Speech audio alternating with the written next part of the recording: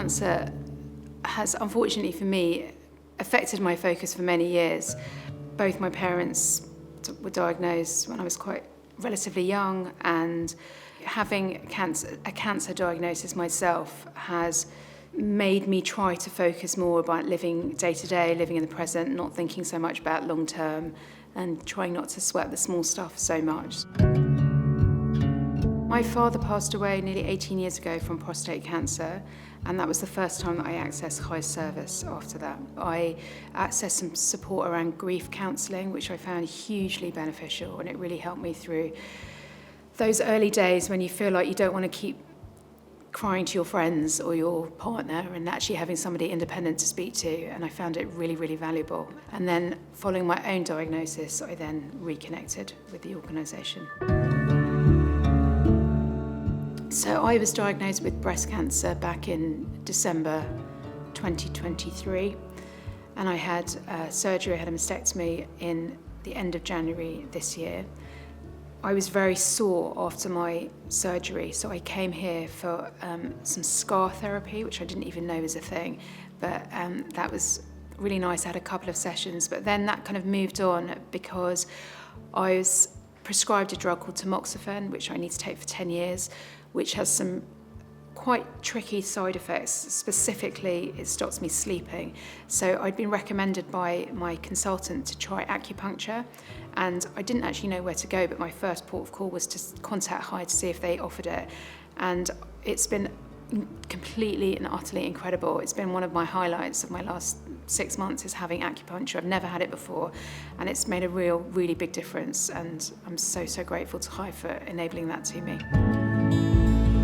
I'm a mother of 3, I work full time.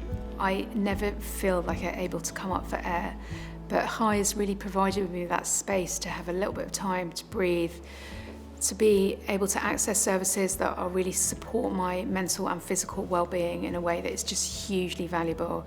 I had an amazing experience with Hyde a few weeks ago where I came here and did some styling therapy. I had my makeup done, I got to try on some clothes. I was so grateful to be able to share that in a space with other women who have gone through different but similar experiences, and I felt hugely grateful to be able to participate in something like that. I think for me the hardest part is sort of learning to live with the uncertainty of what may or may not lie ahead. I mean, getting the diagnosis was a bolt out of the blue, and having to tell my family was completely terrifying. Your biggest nightmare as a parent is to have to tell your child something like that. But my approach was to be as honest and open with them as possible and not hide anything, and I've continued to do that every time I have an appointment. I talk about it because I feel like for them it's really important they don't feel I'm hiding anything from them. And I think now I feel like I'm in good hands, but I'm obviously, I haven't even had my first set of tests since my surgery, so it's scary, and it's just something that I need to get my head around and learn to live with, and trust and have faith that everything will be okay going forward, and that I'll have everything I need to on that journey. I would describe Hyde as a full-service charity to support individuals who are affected by cancer and their families, so their extended families. I think Hyde plays the most incredibly vital role in our community, and it really is like a whole kind of 360-degree view on supporting the individual and their family, and I think that's hugely beneficial.